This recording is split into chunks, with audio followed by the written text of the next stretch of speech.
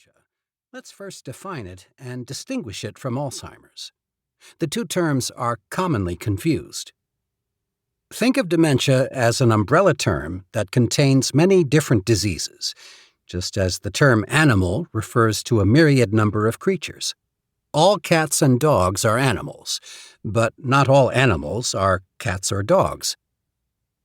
Dementia represents a decline in mental function that can result from several causes, some curable, some not.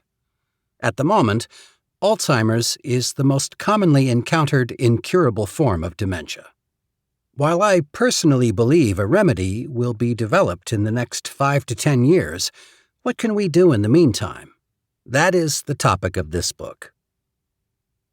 Let's start with a bird's-eye view of Alzheimer land. Here are the naked statistics about its prevalence and the risk of coming down with it. Alzheimer's statistics, like statistical approaches to almost anything, provide justification for the pessimist and hope for the optimist. An estimated 6 to 6.7 million Americans age 65 and older are living with Alzheimer's in 2023, with 73% of them age 75 or older. The incidence in 2025, almost tomorrow, is expected to reach 7.1 million people, a 27% increase from 5.6 million age 65 and older in 2019.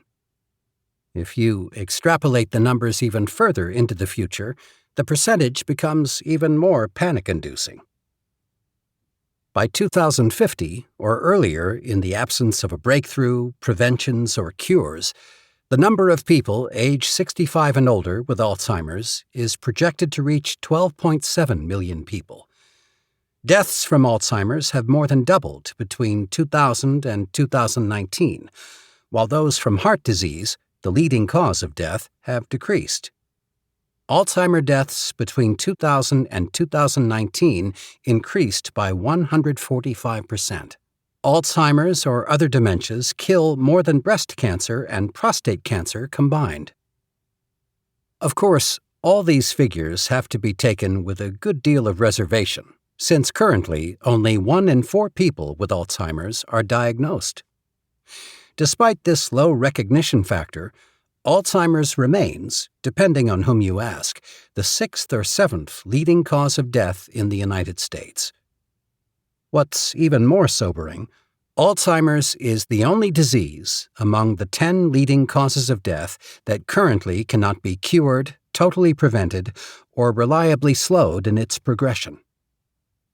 But I don't see any value in continuing such doomsaying, since a lot of current research looks promising. Further, as we progress in this book, I will mention the steps that can be taken now to reduce the risk of Alzheimer's and the other dementias. Inevitably, the question arises, is Alzheimer's more prevalent now than in the past, even the recent past? Before jumping to any conclusions, consider this. In the first quarter of the 20th century, the period when Alzheimer's was first diagnosed, the average life expectancy was 47.3 years. Put another way, the lifespan has about doubled in the past century. As a result, the disease was formerly rare except for the early onset form, where the person with Alzheimer's carries a gene or genes leading to the illness. Indeed, the world's first identified case was a woman who came down with the disease at 51 years old and died at 57. By present criteria, she probably had early onset Alzheimer's, before age 65. So the question about the frequency of Alzheimer's disease in earlier times is unanswerable.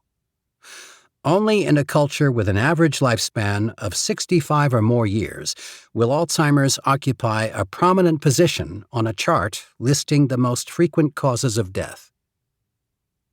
The most common form of dementia worldwide, late-onset Alzheimer's, depends on the simple process of aging. The older you become, the greater the likelihood of coming down with the disease. Genetics may play some role here, but in general, it is a less critical component than it is in the early onset form of the illness.